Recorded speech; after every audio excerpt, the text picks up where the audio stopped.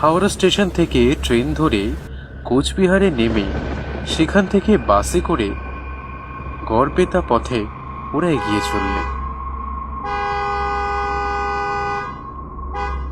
বাহ বাবা বাবা, কি মনোরম দৃশ্য! শহরে যান জঞ্জট থেকে বেরিয়ে যেন প্রাণ খুলে নিঃশ্বাস নিতে পারবো।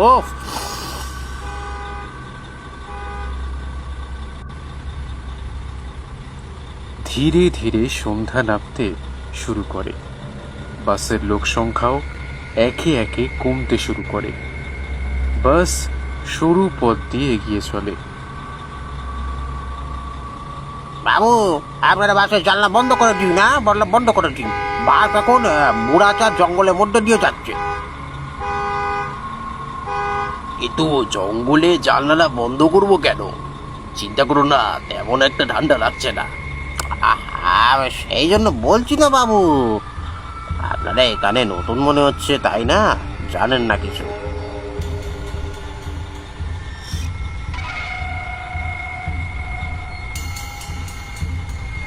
কন্ডাক্টরটি নিজে গিয়ে জানালা বন্ধ করে দিল।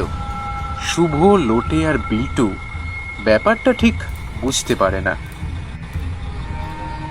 এই যে দেখছেন জঙ্গল, তা রাতের বেলা একেবারে উপযোগী না।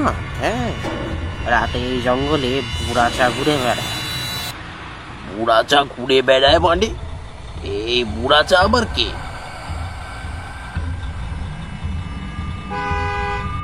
বাস তখন ধীর গতিতে জঙ্গলের ভিতর দিয়ে, ঘন অন্ধকারের ভেতর দিয়ে এগিয়ে চলেছে।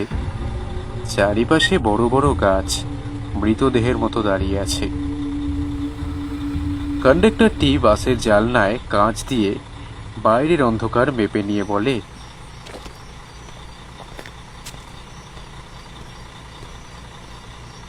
যারও হলো এক অপদেবতা, যে এই জঙ্গলে ঘুরে বেড়ায়।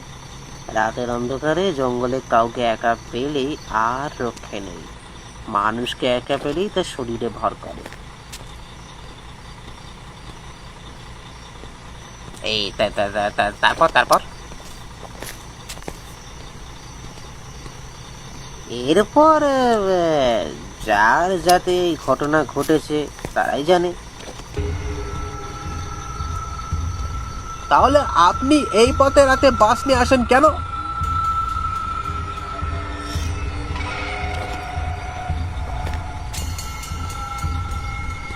এই পথে বাস চলে না তো, মানে মেন রাস্তা মেরামতির কাজের জন্য দিন তিনেকের জন্য বন্ধ আছে, তাই এই পথ দিয়ে বাধ্য হয়ে যাচ্ছি। আর কোনো রাস্তাও তো নেই যাওয়ার মতো। কালকেই শেষ দিন, কালকে গেলেই মুক্তি। আপনারাও এর মধ্যে এখানে এসে পড়েছেন বলেই তো এই পথ দিয়ে যাচ্ছেন। এই কি সব কথা বলছেন আপনি? কিছুই তো বুঝতে পারছি না।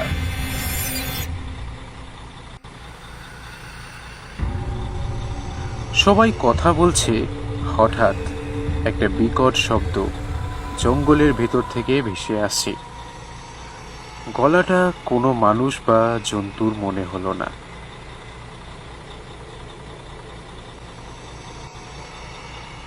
ওই যে শুনলেন তো, ও বুঝেছে।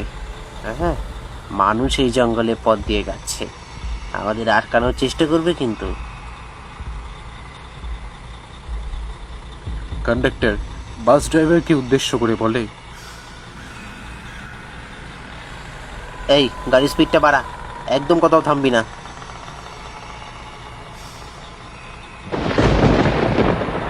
বাসটির গতি বেশ খানিকটা বেড়ে গেল। বাসটা এগিয়ে চলেছে। হঠাৎ একটা বয়স্ক লোক রাস্তার মাঝখানে দাঁড়িয়ে পড়ে।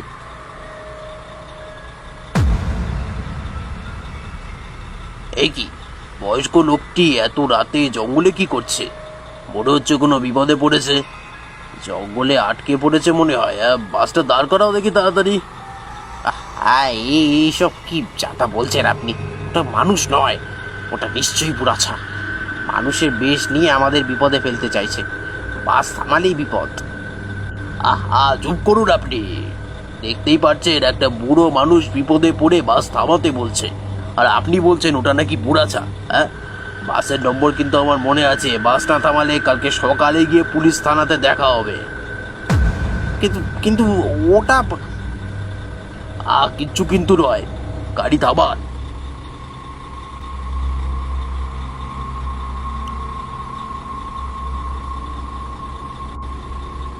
শুভর কথা শুনে কন্ডাক্টরটি অনিচ্ছা সত্ত্বেও বাসটি থামাতে বলে।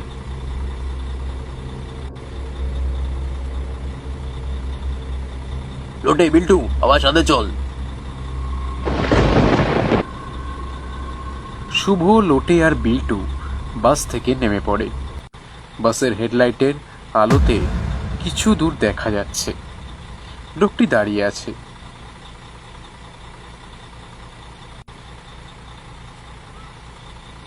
চারিপাশে ঘন কালো অন্ধকারে ঢাকা, যেন মনে হচ্ছে কালো অন্ধকারের ভিতরে কারা যেন নড়ছে।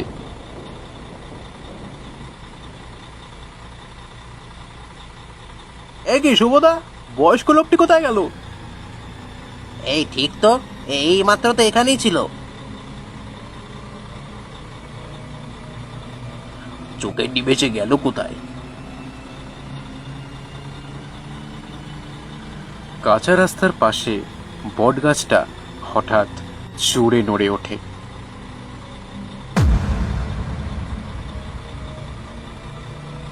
শুভদা, এখানে এই ফাঁকা জায়গাতে এইভাবে দাঁড়িয়ে থাকাটা ঠিক হচ্ছে না গো। লোটে ঠিকই বলেছ গো, জায়গাটা আমার ভালো মনে হচ্ছে না। বয়স্ক লোকটি কেমন নিমেষে যেন হারিয়ে গেল, আর চারিপাশ থেকে কেমন একটা বিকট আওয়াজ আসছে।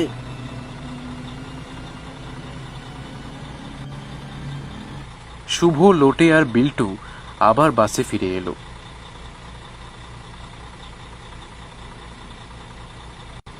আপনাদের বলেছিলাম বাইরে না যেতে, দেখলেন তো কেউ ছিল না। ওটা বুড়াচা হলে বিপদ আছে। এখন জলদি বাসটা চালাও।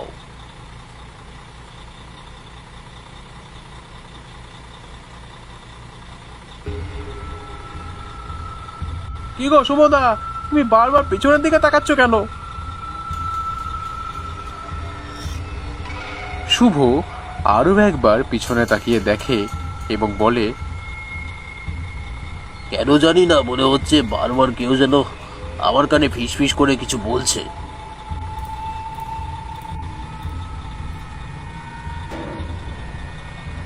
কে কথা বলবে? কেউ কোথাও নেই তো। বাস কন্ডাক্টরটি ওদের তিনজনের কথায় ভয়ার্থ দৃষ্টিতে শুনছিল। কোনো কথা বলতে পারে না। কিছু সময় পর বাসটি শুভদের নির্দিষ্ট জায়গাতে নামিয়ে দিয়ে চলে যায়।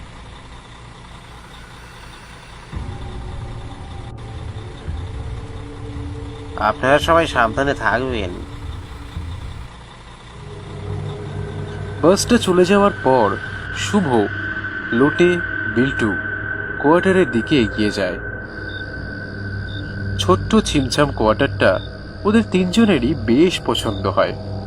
ওদের দেখভাল করার জন্য নরেন নামে একটা লোককে থাকতে হয়। হাত মুখ ধুয়ে কিছু সময় বিশ্রাম নিয়ে রাতে খেতে বসে শুভই জিজ্ঞাসা করে, নরেন যেন বুড়াছার কথা শুনেই চমকে ওঠে। এই বাবু, আপনি বুড়াচার কথা জানলেন কি করে? ও তেমন কিছু না, বাসে শুনেছিলাম। ও তাই বলুন, বুড়াচা তো খুব ভয়ঙ্কর উপদেবতা। কাছে জঙ্গলে সে থাকে। তার শাকরিদ্রা হলো ভূত প্রেত। মায়ার জালে মানুষকে সেই কাছে ডেকে তার উপরে ভর করে, নিজের কাছে নিয়ে যায়। তারপরেই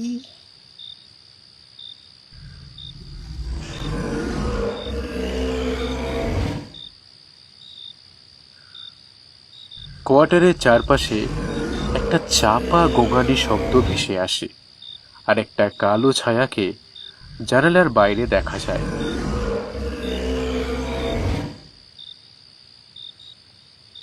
শুভদা, তোমার চোখটা আমার লাল লাল হয়ে গেছে কেন?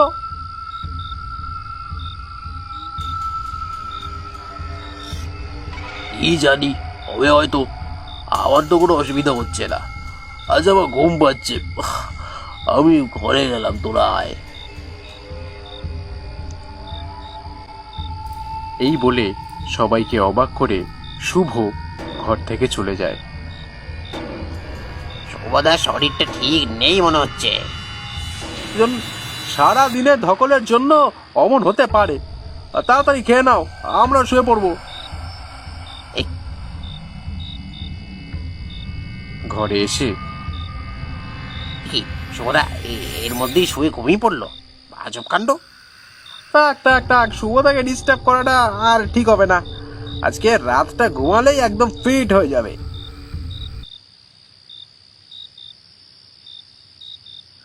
লোটে আর বিল্টুও খাটে যে যার জায়গা মতো শুয়ে পড়ে। রাত তখন গভীর, সবাই ঘুমের দেশে হারিয়ে গেছে। একটি কালো ছায়া কোয়ার্টারের চারপাশে ঘুরতে থাকে। বোঝা যাচ্ছে যেন কারোর অপেক্ষাতে আছে। শুভ খাটের পাশের জানলাটাতে ঠক ঠক ঠক শব্দ নড়ে ওঠে। একটা আওয়াজ বাইরে থেকে ভেসে আসে।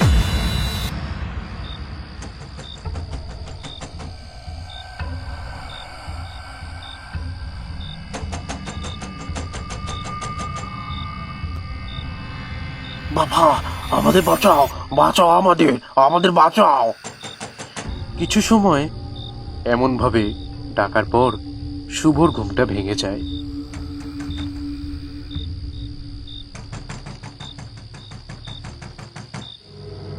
এত রাতে আবার কে ডাকছে? শুভ মাথা তুলে বোঝার চেষ্টা করে যে ঘুমের ঘোরে এসব ভাবছে না সত্যিই কেউ ডাকছে। কান খাড়া করে বুঝতে পারে আবার সেই এক গলা।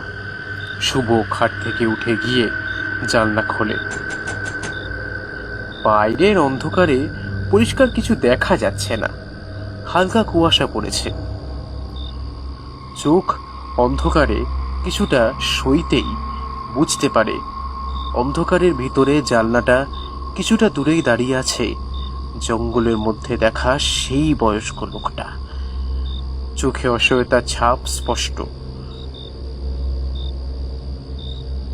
এ কি, এত রাতে আপনি এখানে কি করছেন? বাবা, খুব বিপদে পড়েছি, তোমার সাহায্য চাই। তুমি কি একটু বাইরে আসতে পারবে? অবশ্যই অবশ্যই, আমি এক্ষুনি আসছি।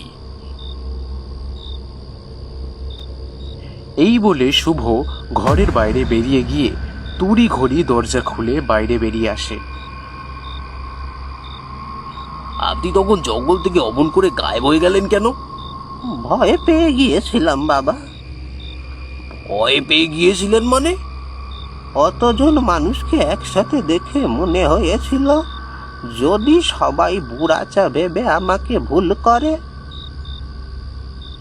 সত্যি কি আপনি ওই জঙ্গলে বুড়াচা নামে কিছু দেখেছেন? না না, ওই জঙ্গলে কিচ্ছু নেই, সব কিছু মানুষের ভাবনা। আচ্ছা, ওইসব কথা ছাড়ুন। আপনি এত রাতে এখানে কেন এবং কিভাবে এলেন তাই বলুন। আমার ছেলে খুব অসুস্থ, ওকে হাসপাতালে নিয়ে যেতে হবে। তার জন্য তো ডাক্তার দরকার, আমি গিয়ে কি করব?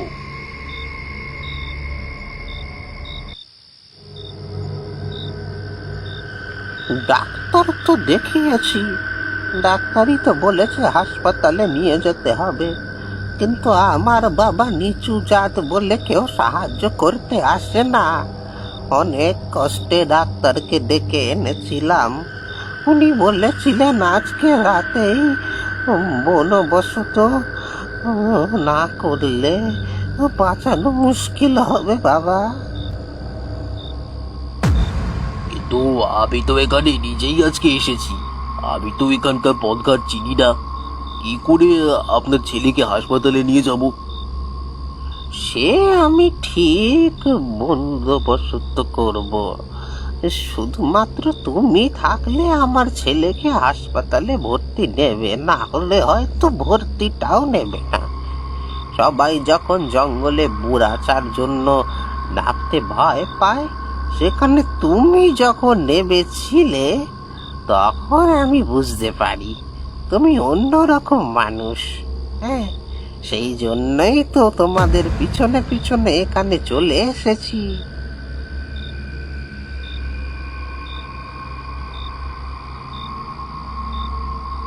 শুভ লোকটির কথা শুনে মায়াতে পড়ে যায়। কেবল নিচু জাত বলে কেউ সাহায্য করছে না, এটা ভেবে মানুষের উপর তীব্র রাগ হয়।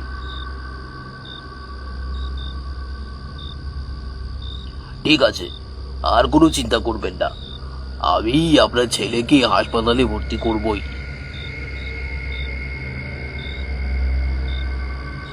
বয়স্ক লোকটি আরো মানুষের কথা শুনে আনন্দে বলে,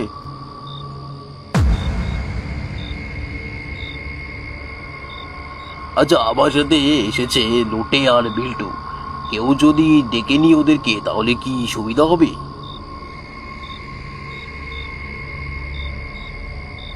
একদম, ওরা গেলে তো আরো ভালো হবে। আপনি দাঁড়ান, আমি এখনই ওদেরকে ডেকে আনছি।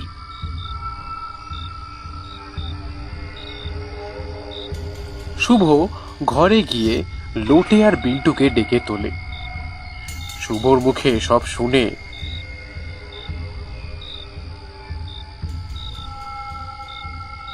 কোনো বিপদে পড়বো না তো?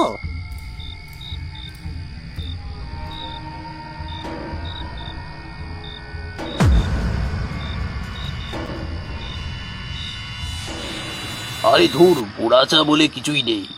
এখন তাড়াতাড়ি চল, একটা জীবন কিন্তু বিপন্ন অবস্থায় আছে।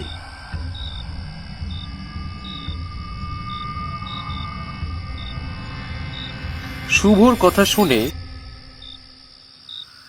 লোটে আর বিল্টুও যেতে রাজি হয়। বাইরে বেশ ঠান্ডা আবহাওয়া, তার মধ্যেই সনসন করে হাওয়া দিচ্ছে। লোকটি আগে আগে আর শুভ, বিল্টু, লোটে পিছন পিছন আসছে। লোকটি বয়স্ক হলেও হাঁটার গতি বেশ জোরে। ওরা তিনজন জোয়ান ছেলেরাও রীতিমতো পিছনে পড়ে যাচ্ছে। কিছু সময়ের মধ্যেই জঙ্গলে উপস্থিত হলো। তোমার বাড়ি এই গভীর জঙ্গলে কোথায়? অত ভাবছ কেন? এখানেই আমার বাড়ি, ঠিক জায়গাতেই আপনাদের নিয়ে যাব।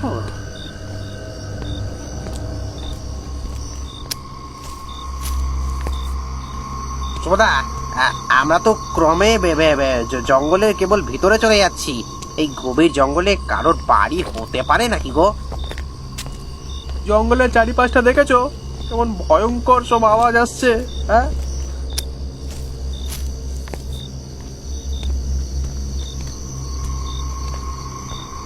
লোটে, শুভ আর বিল্টু বুঝতেও পারল না গভীর জঙ্গলে লম্বা গাছের থেকে ভয়ঙ্কর চেহারারা ধীরে ধীরে নেমে অন্ধকারে ওদের পিছু নিয়েছে।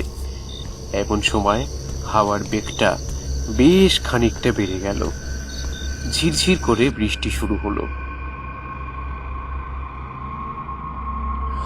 আরে আমরা যেতে পারবো না, আপনার বাড়ি ঠিক কোথায় বলুন তো? আর যাবি না বুঝি? এই জঙ্গলটা পুরোটাই আমার বাড়ি।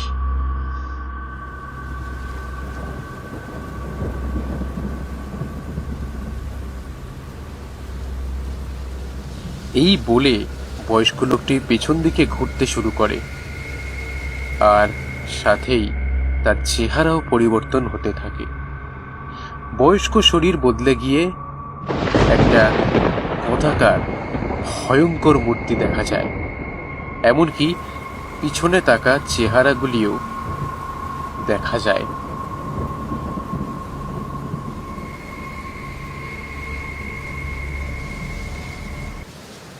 ও শুভদা, শুভদা, এরা তো কেউ মানুষ নয় গো।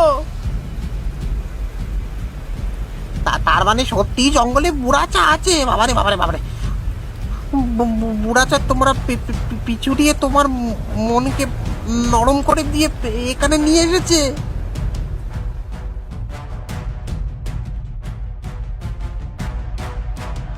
ওই বাদে পা দিয়ে ভুল করে ফেলেছি।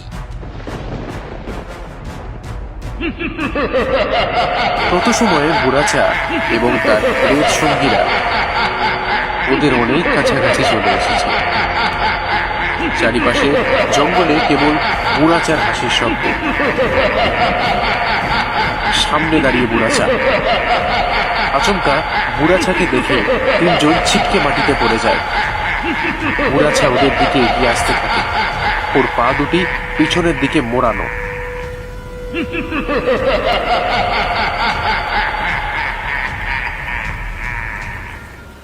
শুভ লোকে আর বিন্টু যেন নিজেদের মৃত্যুর জন্য অপেক্ষা করছে, কিন্তু বিধাতার ইচ্ছে অন্যরকম। ভোরের প্রথম আলো দেখা যায়। জঙ্গলের পাখিরা দিনের শুরুতে আগামী বার্তা তাদের সুমধুর কণ্ঠে জানায়। আলোর জন্য বুড়াচা নিমেষে মিলিয়ে যায়। বেঁচে গেলাম আমরা, আলো আমাদের বাঁচিয়ে দিল। মৃত্যুকে যেন ছুঁয়ে ফিরে এলাম। সত্যি এ জঙ্গলে বুড়াচা আছে। রাতে এখানে এলে আর রক্ষে নেই।